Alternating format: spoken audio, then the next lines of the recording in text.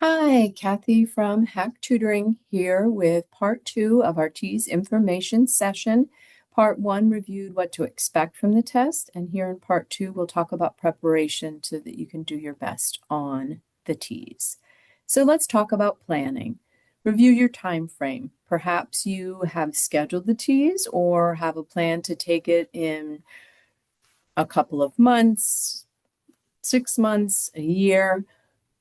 That is very helpful in terms of how much preparation you want to put in ahead of time. If you're not taking the TEAS for a year, I wouldn't recommend that you really start any serious studying yet. You can start reviewing concepts, but nothing too serious yet. You might want to think about after you've maybe answered some practice questions, what are the areas that you find most challenging? If you're doing pretty well in the reading, but feel you need to work on your science, then that's important to keep in mind. Consider ATI's recommendations as far as topics to review. Some of you who may be watching this video have taken the TEAS once, didn't achieve the score that you needed to or wanted to for your program, and then therefore are taking the TEAS again. You made an account when you first registered for the TEAS, and you can go back into your ATI account.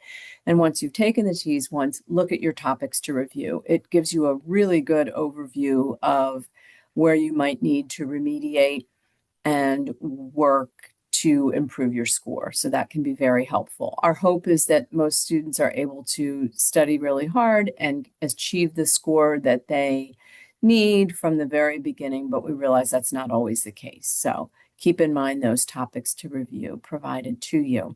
And then identify resources to help you. Hack offers through our tutoring services a study group that meets weekly over Zoom.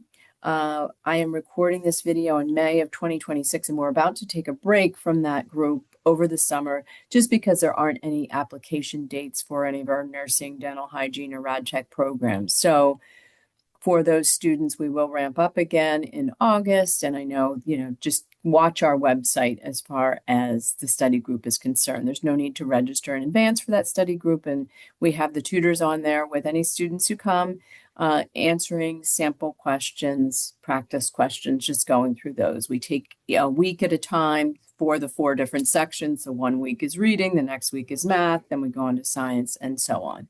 So keep an eye on that. That can be a really helpful way to enhance your studying. In addition to that, there are Facebook groups, definitely YouTube channels that are helpful, and plenty of books and apps to support your studying as well. I do suggest creating a specific detailed study plan, especially if you're within maybe 6-8 weeks of taking the TEAS or less, so that you have very specific times put aside to make sure that you have time to prepare appropriately. Next, you're going to implement your study plan. So to activate your study plan, certainly keep in mind all the resources that you have available. Feel free to screenshot this, but we also have these resources and more listed on the Hack website. Just Google Hack Tutoring, and then within that page, you can look for the TEAS preparation information there. We have extensive lists of free resources, so lots of things like things you can get from our library, either physical books or ebooks. And then there is a list of recommended resources that would have a cost associated with them. Definitely don't recommend you spending a lot on your TEAS preparation because there's no need to. There's plenty of free resources out there available to you, including some of the ones that you see listed here. Review study materials regularly.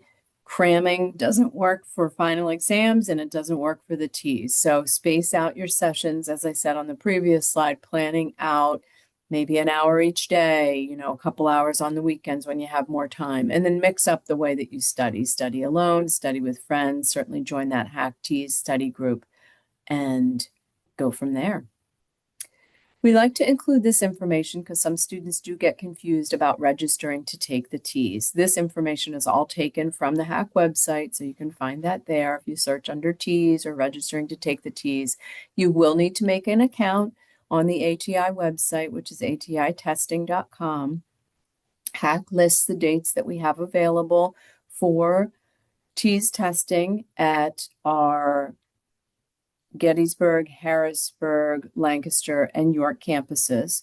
So you don't have to be affiliated with one campus to take your test there. If one date is more convenient for you, then certainly go ahead and do that. And it also doesn't matter where you're planning to do the clinical portion of your program as far as where you take the TEAS test. We're all one college. It's all part of the same system. There are times students say to us, I've been looking for a TEAS date and I don't see any listed.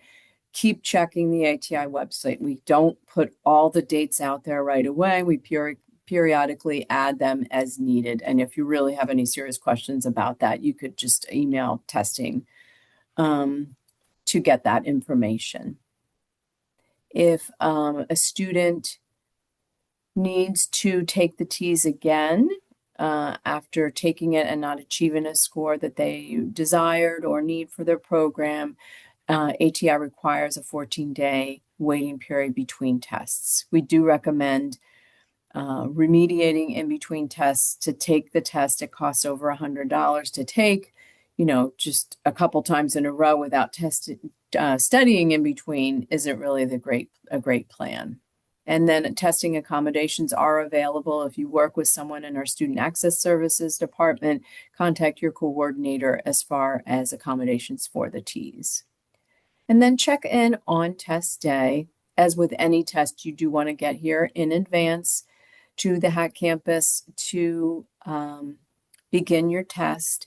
You will need to show a current photo ID, and you will need to know your ATI login, username, and password. I know a lot of students store that information on a personal laptop and then get to one of our desktop computers in the test center and they forget all that information. So definitely have that available to you. We would be able to look it up or help you reset it if needed, but it does add stress to an already stressful test day.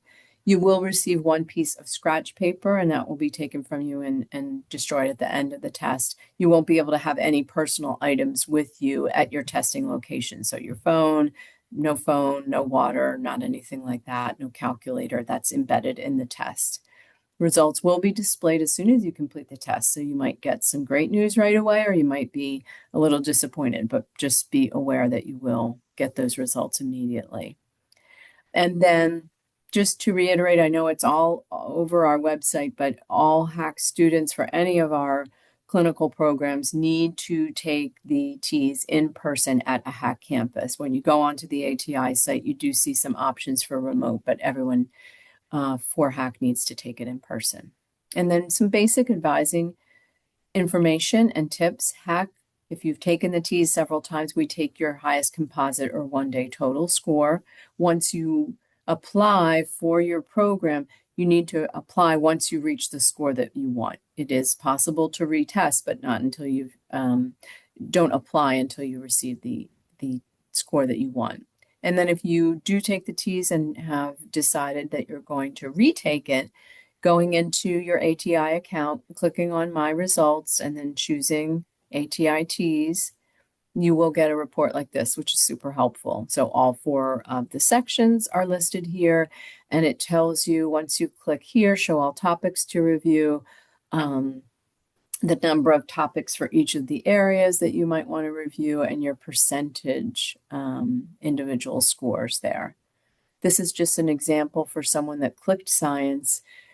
This particular student where the blue arrows show would want to remediate with gastrointestinal system. It looks like this particular student got 3 of those questions wrong, so it does kind of show you a pattern of those kinds of questions were a little bit challenging, and then the yellow arrows are indicating cardiovascular system might be another area. 2 of those in a row that didn't go well, so might want to refresh on that area. And then finally, what happens if I don't get accepted into clinicals? It does happen. These are competitive programs, and unfortunately, HAC can't take everybody into them. So I know that advisors work really well with students in terms of parallel paths and different programs that HAC offers that might give you a rewarding experience as well. So definitely speak with your advisor, maybe someone in our career services area, and look at program options, research and explore, other resources that might be helpful to you. And that is it for my presentation. Thank you for watching.